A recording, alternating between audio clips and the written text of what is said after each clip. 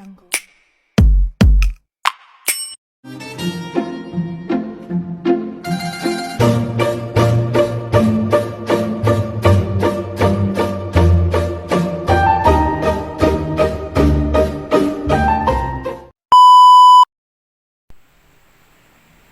Assalamualaikum. Waalaikumsalam. Baik teman-teman, sebelum kita mulai pelajaran, alangkah baiknya kita berdoa terlebih dahulu. Berdoa dimulai.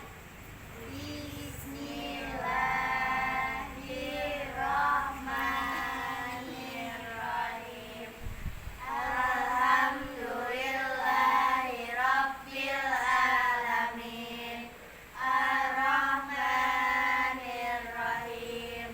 Maliki yaumiddin. Iyyaka na'budu wa iyyaka nasta'in. Ihdinas siratal mustaqim. Siratal ladzina an'amta 'alaihim ghairil maghdubi 'alaihim waladdallin. Baik, hari ini udah pada siap semua belum nih belajarnya? Siap. Pada gemes-gemes banget. Udah pada siap belum belajar? Siap. Siap. Nah, sebelumnya udah ada yang kenal sama Ibu belum? Belum. Belum. Baik, Ibu perkenalan diri dulu ya.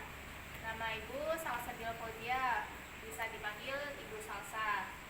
Ibu siapa? Salsa. Salsa.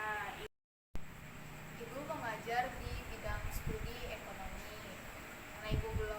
Karena ini pertemuan pertama, kita perkenalan dulu ya. Kan Ibu belum kenal nih satu-satu di antara kalian siapa. Nah, kamu namanya siapa? Ayo maju ke depan. Sebutin nama, umur, tempat tanggal lahir, hobi, cita-cita juga nggak apa-apa. Assalamualaikum warahmatullahi wabarakatuh. Waalaikumsalam warahmatullahi wabarakatuh. Perkenalkan, nama saya Latifah Dewi Lestari, umur saya 11 tahun. Saya lahir di Bekasi pada tanggal 15 September 2019. Hobi saya menulis dan cita-cita saya menjadi santri. Jadi siapa tadi namanya? Latifah. Baik, boleh duduk, Latifah. Wassalamualaikum warahmatullahi wabarakatuh. Assalamualaikum warahmatullahi wabarakatuh. Waalaikumsalam warahmatullahi wabarakatuh. Kenalkan, nama saya Anissa Nur Amalina, umur saya 11 tahun. Saya lahir di Jakarta pada tanggal 28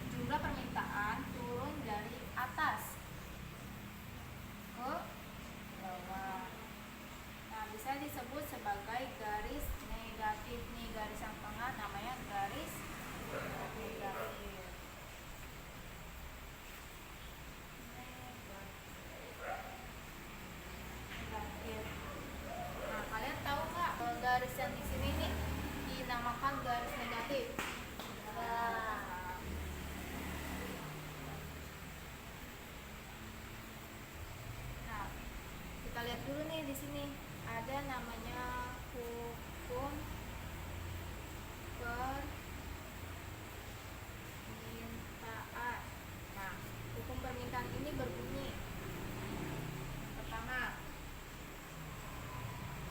jika harga suatu barang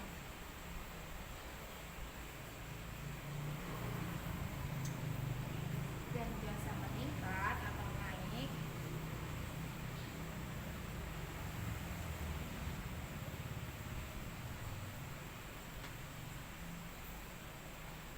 maka permintaan, biasanya kalau harga naik itu permintaan naik apa turun? Turun. Naik apa turun? Kalau misalnya harga yang, misalkan harga mie ayamnya 10.000, terus pas kamu mau beli ternyata harga mie ayamnya 20.000. Jadi kalau misalkan harga naik, jadi permintaan turun, maka permintaan turun.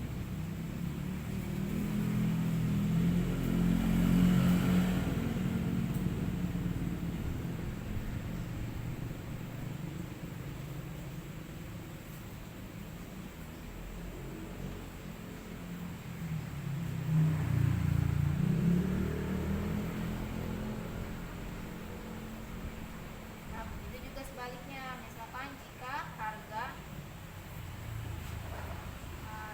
suatu barang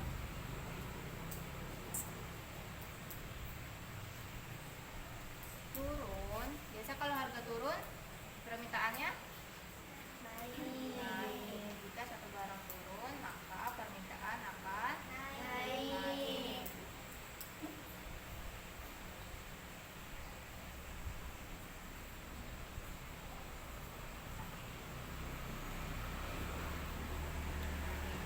Jadi kayak tadi tuh contohnya, misalkan nih ibu nih, misalkan harga cabai, misalkan di pasar, dari sini jika harga suatu barang dan jasa naik, maka jumlah barang yang diminta turun. Misalkan harga cabai di pasar 100.000 per kilo.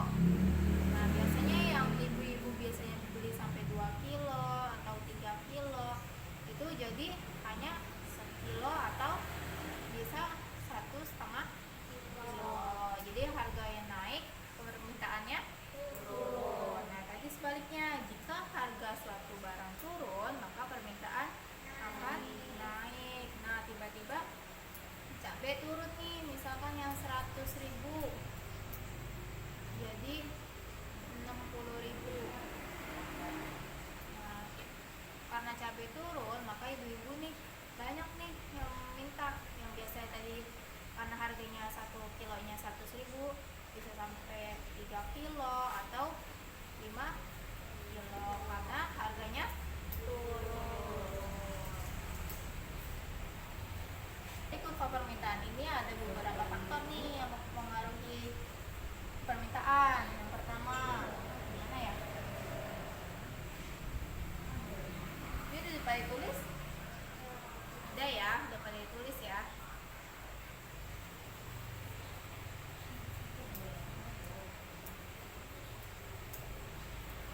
Nah, sebentar, fokus dulu. Fokus dulu.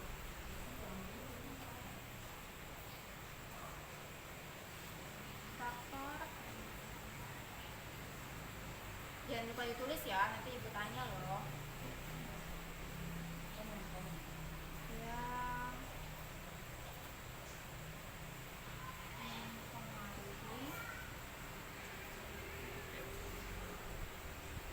kurva.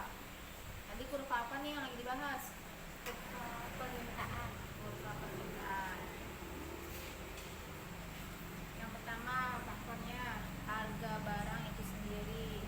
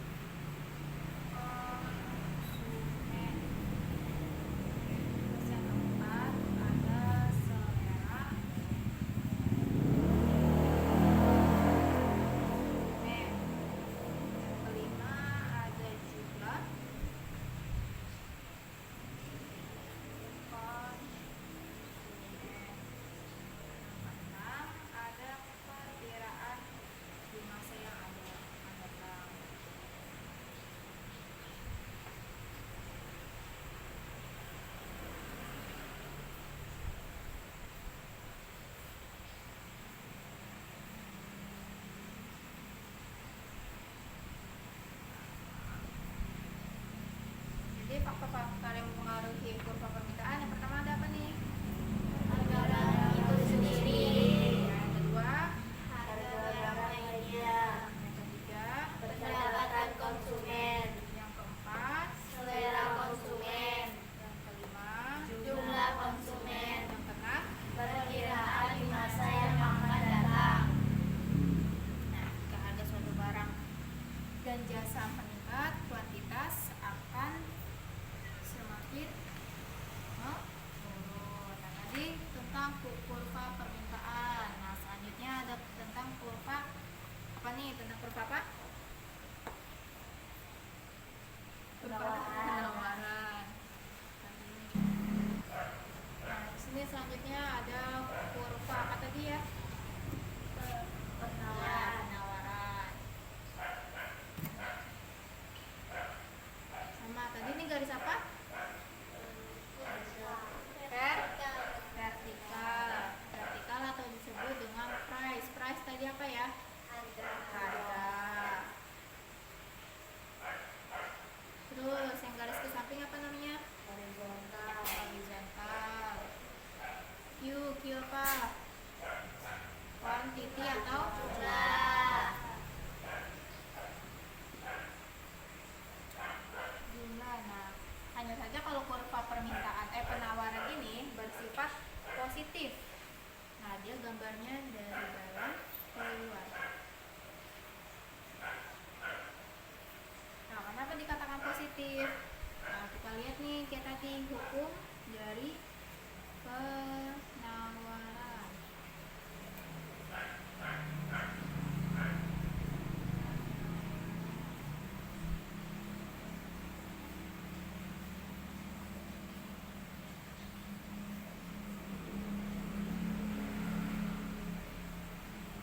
Sama ya kayak tadi ya. Jika harga barang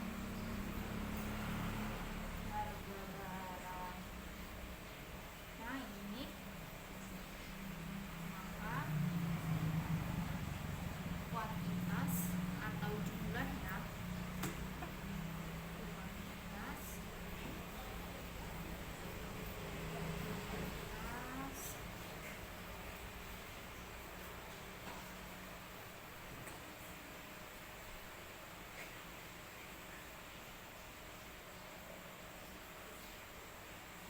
kuantitas barang yang ditawarkan.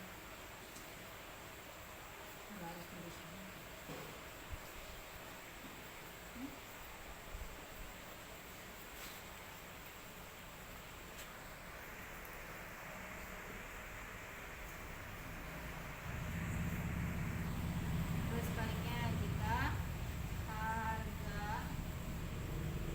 harga barang turun, maka kuantitas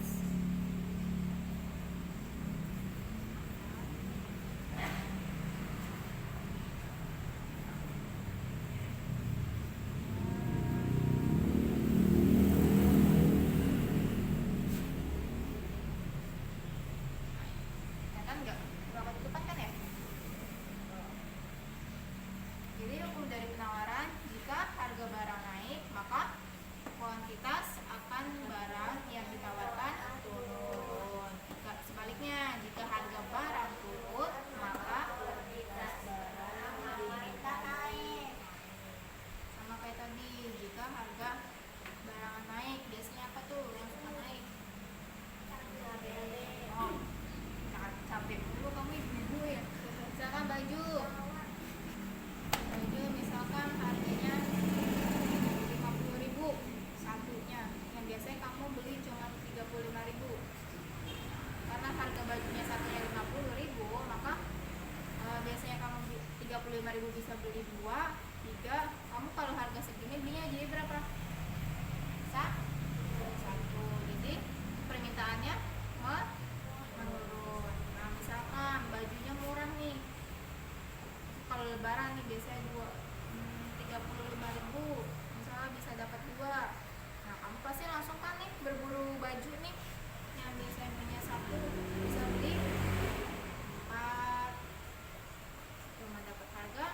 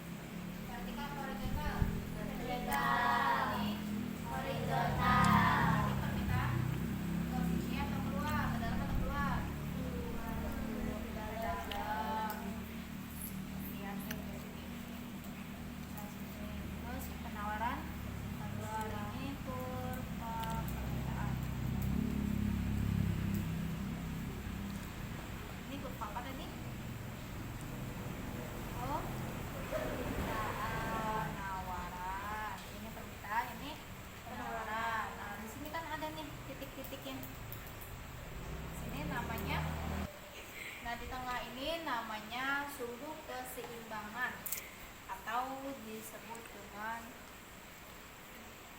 equilibrium.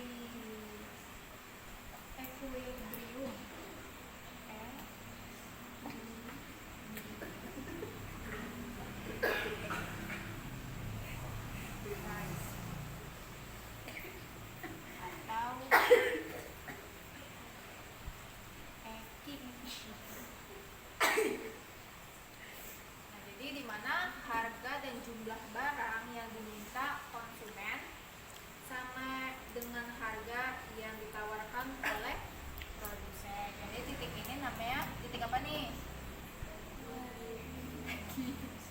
Equilibrium. Ini U-nya kelihat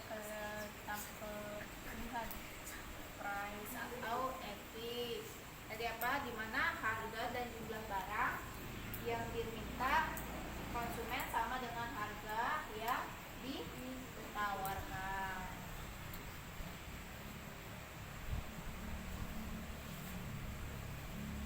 Ini paham ya? Hukum permintaan dan penawaran paham? Paham. Nah, baik itu ya tadi tentang hukum permintaan dan penawaran. Terus ada kurva penawaran dan permintaan. Ada juga faktor-faktor yang mempengaruhi hukum permintaan dan penawaran. Ada yang ingin bertanya? Saya mau bertanya, Ya, bisa. Silakan. Aku bertanya apa? kenapa intensitas kebutuhan konsumen berpengaruh terhadap barang yang diminta konsumen? Baik, makasih Anissa. Sudah cukup berani ya untuk bertanya. Ada lagi yang ingin bertanya? Tidak ada. Baik, Ibu jawab ya. Jadi, intensitas kebutuhan itu jelas sangat berguna terhadap jumlah barang yang diminta. Karena kebutuhan terhadap suatu barang atau jasa yang tidak mendesak akan menyebabkan permintaan masyarakat terhadap barang atau jasa tersebut meningkat. Misalkan nih, akan lagi musim hujan, lagi curah hujan. Nah, karena kamu lagi di suatu jalan, kamu nggak punya jas hujan nih. Itu dalam kondisi mendesak. Nah, karena kamu nggak punya jas hujan, maka kamu berani membeli jas hujan itu. Jas hujan itu harga 75.000. Misalkan jas hujannya harga 75.000 nih, karena kamu mau pulang, terus keadaan yang juga mendesak udah malam, jadi kamu beli tuh dengan harga 75.000. Sedangkan harga aslinya cuman 50.000. Nah, karena itu kebutuhan yang sangat mendesak, jadi kamu berani membeli dengan harga yang cukup mahal. Nah, itu juga termasuk ke kategori primer. Nah, kalau kategori primer, maka masyarakat akan ragu untuk membeli barang tersebut karena barang tersebut sangat dibutuhkan. Kalau misalkan kategorinya sekunder, masyarakat akan berpikir terlebih dahulu. Misalkan musim kemarau, nggak mungkin kan kamu beli jas hujan, tapi walaupun tetap aja bisa suatu ketika hujan, tapi masyarakat akan berpikir dulu beli jas hujan atau enggak ya, apa nanti hujan atau enggak. Bisa? Udah?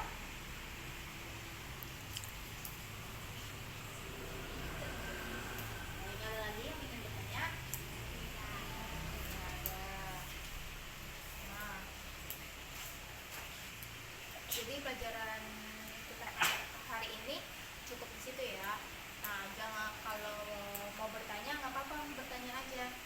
Malu bertanya susah di jalan. Maka dari itu jangan malu bertanya, karena bertanya itu gratis, tidak dipungut biaya. Kalau misalkan dipungut biaya, ada yang mau bertanya. Jadi selagi bertanya itu gratis, maka banyak-banyak bertanya.